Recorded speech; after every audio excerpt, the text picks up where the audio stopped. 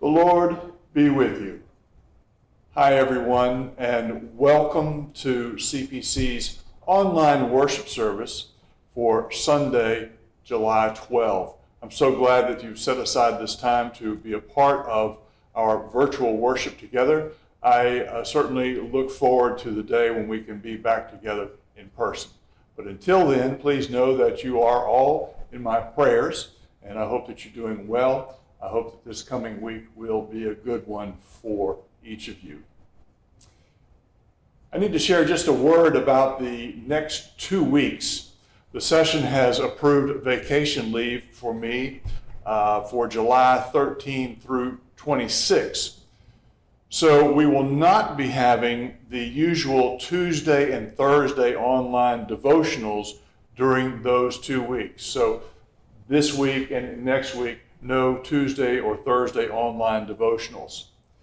As far as our worship service for the next 2 Sundays, on Sunday, July 19, next Sunday, the service is going to be a great mix of devotional messages provided by our own Pam Goff and Kathy Hollingsworth, along with lots of music and pictures and so forth. I'm sure it will be a wonderful worship experience, so be sure not to miss that. And then the following Sunday, July 26, you're invited to tune in to one or more of the online worship services being offered by some nearby Presbyterian churches and a couple of special friends of CPC, Cheryl Peoples and Andrew Taylor Troutman. This is kind of the online virtual version of Pulpit Supply. So I think it'll be fun and interesting to take advantage of that, have a chance to worship with another congregation virtually, and be on the lookout for the Friday email announcements that are sent out each week. And in those announcements, you will find links that you can click on to worship online with a number of other churches, including the church where our former associate pastor, Cheryl Peoples, is now the pastor in Martinsville, Virginia. And Andrew Taylor Troutman, of course, a husband of Jenny Taylor Troutman, who used to be on our staff here, who is now pastor of a church in Chapel Hill, North Carolina. So again, just to call attention to the Friday email announcements that are sent out each week. All the announcements and information are there, so please be sure to attend to that. So again, a welcome to all of you. Let us worship God. Please join me in prayer. Help us now to pause, O God, as we greet you at the start of this new day and the start of this new week. Help us to set aside the concerns and business of our regular routines. Help us to set aside our worries. Help us to turn our hearts and minds fully toward you. For you are God and we are your people. We wish to give you thanks and praise. We wish to worship you. We wish to hear your word to us this day. We hope to find our devotion and commitment renewed so that we may serve you and love one another. May all that we do and all that we say each and every day be pleasing in your sight, O God. Through Christ we pray. Amen.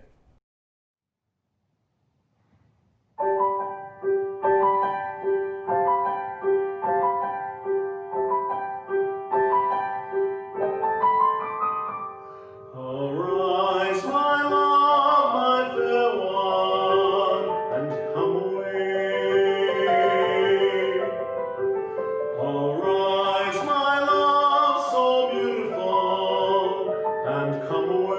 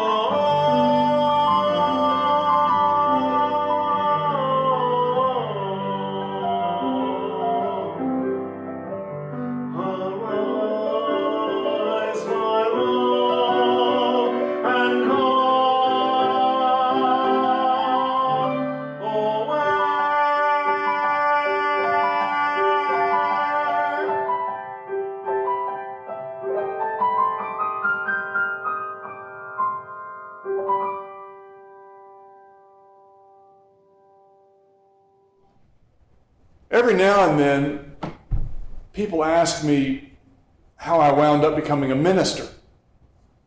They ask, how did you decide to go into the ministry? Well, it's a fair question. People are curious, I suppose.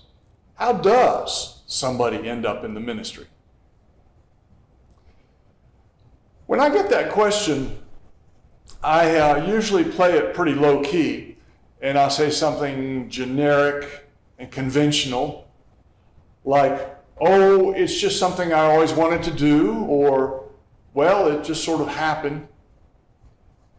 I don't want to sound too mysterious or esoteric or off the wall, so I generally offer a reasonable response to the question of how it is that I entered the ministry. But you know, one of these days, maybe I'll get over that need not to sound too off the wall or mysterious or esoteric, and I'll come right out and say what really happened. I'm in the ministry because I heard a voice. I heard a voice calling me. And that's why I do what I do, because I heard a voice. Now, that may sound a little bizarre, I know. The idea of hearing a voice is a bit strange, and it may strike you as strange, but it shouldn't. It shouldn't seem strange at all, because after all, we trace our very religious roots back to a person who heard a voice, back to Moses. That's how it all began for Moses. Moses got started when he heard a voice. So here's the story of the day Moses heard a voice. It's from the 3rd chapter of the Old Testament book of Exodus. Listen now for God's word to you. One day, while Moses was taking care of the sheep and goats of his father-in-law Jethro, the priest of Midian, he led the flock across the desert and came to Sinai, the holy mountain. There, the angel of the Lord appeared to him as a flame coming from the middle of a bush. Moses saw that the bush was on fire, but that it was not burning up. This is strange, he thought. Why isn't the bush burning up? I will go closer and see. When the Lord saw that Moses was coming closer, God called to him from the middle of the bush and said, "Moses, Moses." He answered, "Yes, here I am." And God said, "Do not come any closer. Take off your sandals, because you are standing on holy ground. I am the God of your ancestors, the God of Abraham, Isaac, and Jacob." So Moses covered his face because he was afraid to look at God. Then the Lord said, "I have seen how cruelly my people are being treated in Egypt. I have heard them cry out to be rescued from their slave drivers. I know all about their sufferings. And so I have come down to rescue them from the Egyptians and to bring them out of Egypt to a spacious land, one which is rich and fertile, and in which the Canaanites, the Hivites, the Amorites, the Perizzites, the Hivites, and the Jebusites now live. I have indeed heard the cry of my people, and I see how the Egyptians are oppressing them. Now, I am sending you to the king of Egypt so that you can lead my people out of his country." But Moses said to God, "I am nobody. How can I go to the king and bring the Israelites out of Egypt?" God answered, "I will be with you. And when you bring the people out of Egypt, you will worship me on this mountain. That will be the proof that I have sent you." But Moses replied, "When I go to the Israelites and say to them, 'The God of your ancestors sent me to you,' they will ask me, 'What is his name?' So what can I tell them?" God said, "I am who I am." You must tell them, the one who is called I Am has sent me to you. Tell the Israelites that I, the Lord, the God of their ancestors, the God of Abraham, Isaac, and Jacob, have sent you to them. This is my name forever. This is what all future generations are to call me.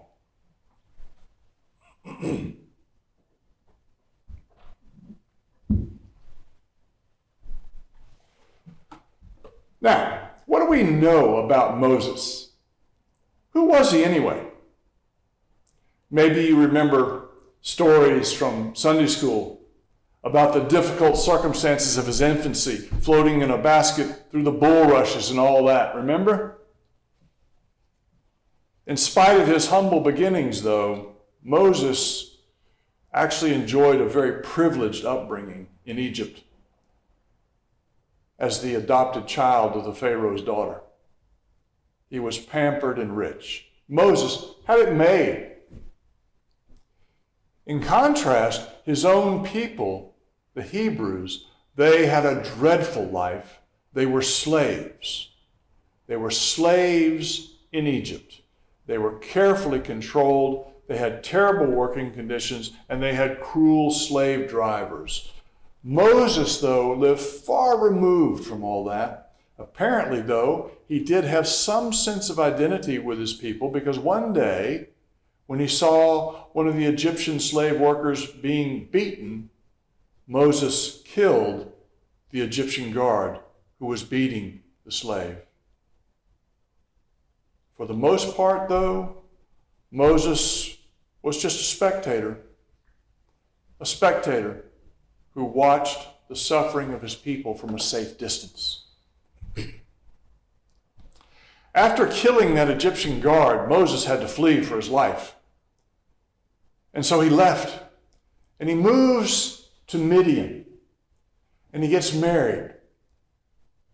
He and his wife have a fine son, and Moses goes to work for his father-in-law, Jethro. In other words, Moses settles down, and he's an average person living and working to raise a family, just, a regular guy. But then one day, he hears a voice. One ordinary day, Moses hears a voice.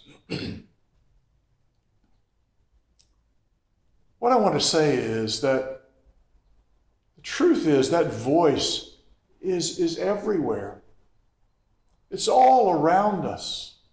Anybody can hear it. Anybody who takes the time to turn and listen can hear this voice. That's what happened with Moses. Now, in a way, Moses was kind of tricked, The burning bush may have been just an attention getter, just something to make him stop long enough to turn to the side and investigate and listen and hear. Remember how it happened? Moses is at work being a shepherd, tending his father-in-law's sheep and goats. It's a day like all the rest. Moses going about his business. And then it just happens. The voice interrupts. Moses, listen. I have seen how cruelly my people are being treated in Egypt. I've heard them cry out to be rescued. I know all about their suffering. So I've come down to rescue them with your help, Moses. With your help. I want you to go back to Egypt. I want you to leave Midian and go back to Egypt, back into the thick of everything you ran away from, so that you can lead my people out of there. I have a job for you, Moses. Let's get started. So there it is. The voice speaks. Moses hears. He is needed. There is a job to be done. The voice calls Moses to step up, to leave his spectator role and become a player. Moses knows the situation in Egypt isn't right. But so far, he hasn't been willing to do anything about it. He's just been happy enough to have escaped it. Happy to be out of Egypt. But now, though, the voice calling him back, telling him, instructing him to go to work. The voice tells Moses to do something. Now, when we hear that story, we know that it's the voice of God, right? We know that it's God calling Moses because we know how the rest of the story goes and how it turns out. But put yourself in Moses' shoes. For Moses, the source of that voice is not all that obvious, at least not at first. Just picture him wondering, is this voice in my head, or did I really hear something? Is he having a legitimate vision, or has the desert heat finally gotten to him? Moses is not sure right away. It takes a while. But somehow God gets through. And as wild and crazy as it must seem to Moses, eventually he realizes that yes, it is God speaking to him. It all comes together, and Moses knows. He hears the voice. The voice is talking to him, and the voice is calling him.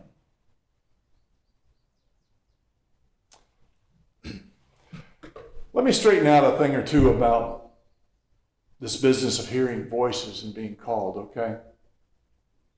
First, about the business of being called. You know, God called Moses about 33 centuries ago, give or take, and that's quite a while back, and I think still the meaning of a call is far from clear in a lot of people's minds, because these days it seems to be a common idea that only ministers get called, only preachers have a calling, and that, of course, leaves out teachers and salespeople and writers. It leaves out secretaries and moms and dads and construction workers. It leaves out farmers and librarians and custodians and everybody else, not to mention shepherds. But Moses was a shepherd. So there must be a glitch in our thinking about being called by God. And the truth is that each and every one of you is called. Not all to be preachers, thank goodness. But every one of you is called to a ministry, to be sure. And that calling surfaces from an awareness in life and an awareness of what's going on around you. And it has a way of grabbing you and urging you to move beyond an individual faith and a private spirituality to a broader responsibility in the wide world. Think about it. Moses couldn't just take off his shoes and bow down reverently before the burning bush and then go back to work as usual. No, he heard his call. He heard his call to a wider responsibility. Well, we all know that God is still trying to make the world a better place, still trying to make humanity more human. But here's the thing. Without us, God will not do it. And without God, we cannot do it. Every time you lift your eyes to heaven and cry out, Lord, how much longer? How much longer will there be gun violence in the schools? How much longer will racism divide us? How much longer will there be violence in the streets? How much longer will babies go hungry? When will there be peace on earth? You can be sure that every time you pray those prayers, at the same moment, God is putting precisely the same questions to you. Anytime you call upon God, God is calling upon you, calling you to stop being a spectator, calling you to become a player. Each of you has a ministry. Each of you has a role to play. Each of you is called. Now, what about hearing voices? Well, in a way, I was being kind of facetious earlier when I said I was in the ministry because I heard a voice. See, actually, I didn't hear a thing, at least not with my ears. For me, the voice wasn't something you could capture on a tape recorder. But in another way, the voice was very real and very strong. And I still say that anybody can hear it if you stop and listen. You just have to stop and listen. The voice of God. You can hear it in the pain-filled words of people who have lost a sense of meaning in life. The voice comes through when you listen to the desperation of a family that's coming apart at the seams. It's in the cries of people who live in the midst of poverty, in the midst of war, in the midst of discrimination. And sometimes that voice emerges not in something you hear, but in something that you observe, something that you see. I read a story about a man who hears the voice every day in what he sees on his way to work. Here's what he said. I take the train into New York City. It's easy, I notice, to remain a spectator as I watch Fairfield and the Westchester counties go by outside the window, the nice upscale neighborhoods. But then suddenly the train slows and pulls into the first New York stop, the 125th Street station in Upper Manhattan. And now outside the window, in place of the gentle hills and manicured lawns of Long Island Sound, now I see Harlem at its harshest. Burned out buildings, shabby signs, and on the streets, truncated, embittered human life. I find myself being pulled out of my spectator's role. I feel myself coming under some strange kind of judgment as I feel my own complicity in the evil I see and abhor. I am ashamed as I wait for relief. When instead of all those sad and passive or angry faces, I see my own face reflected back in the window as the train, thank God, enters the tunnel that leads to Grand Central Station. But now I can stand it no longer. I must do something. I will do something.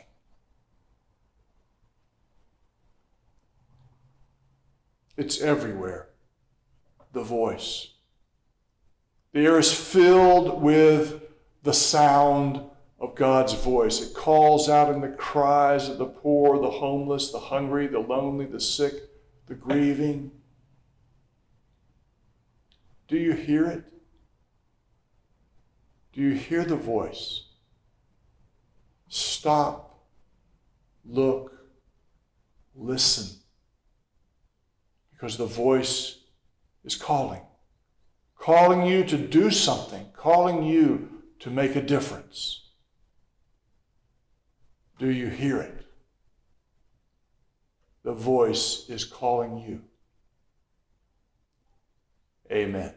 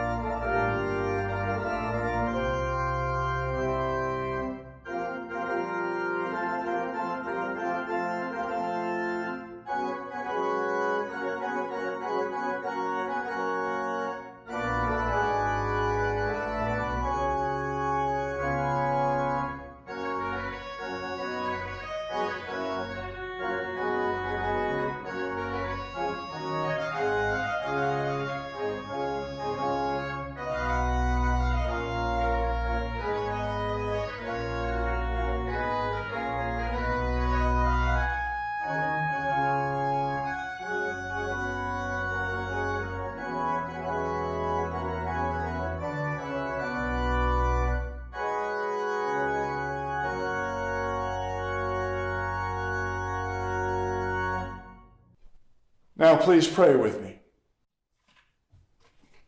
Gracious and holy God, we come to you asking that we may be humbled in your presence. We come asking to be still, to be quiet, to know that you are our God. We come asking for courage to hear your voice and to respond. Lord, in your kindness, hear our prayer.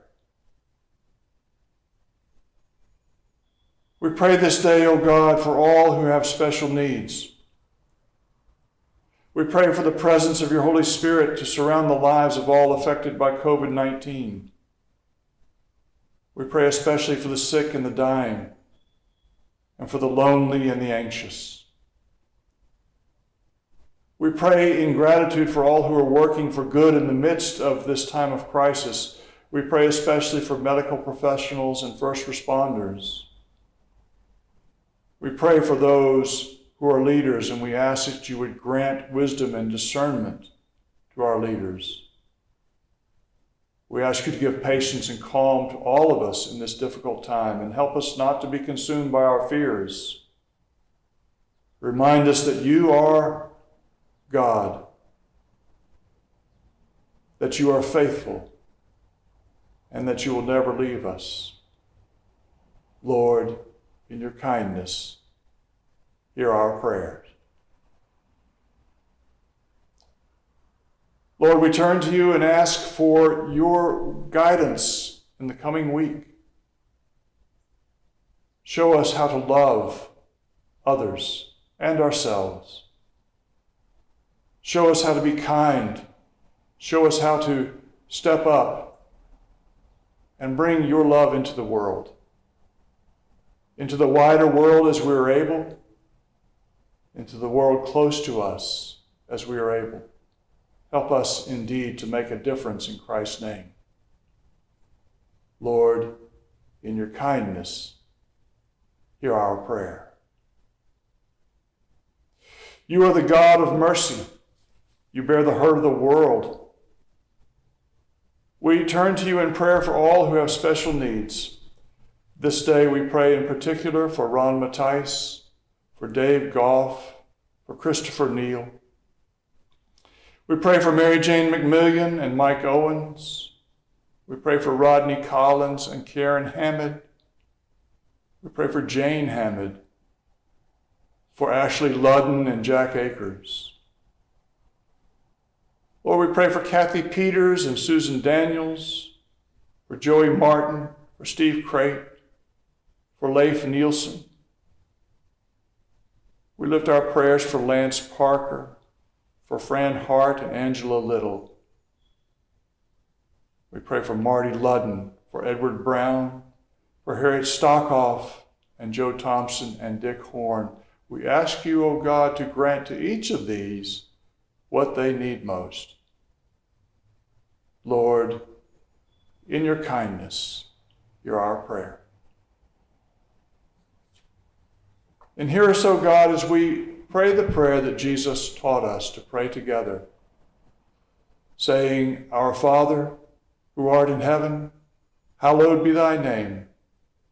Thy kingdom come, thy will be done on earth as it is in heaven.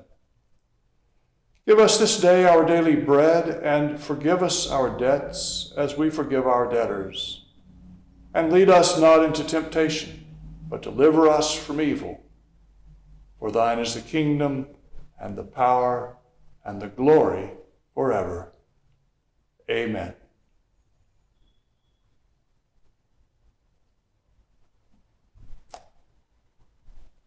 Thanks again for spending this time together with me and others in our congregation as we worship virtually.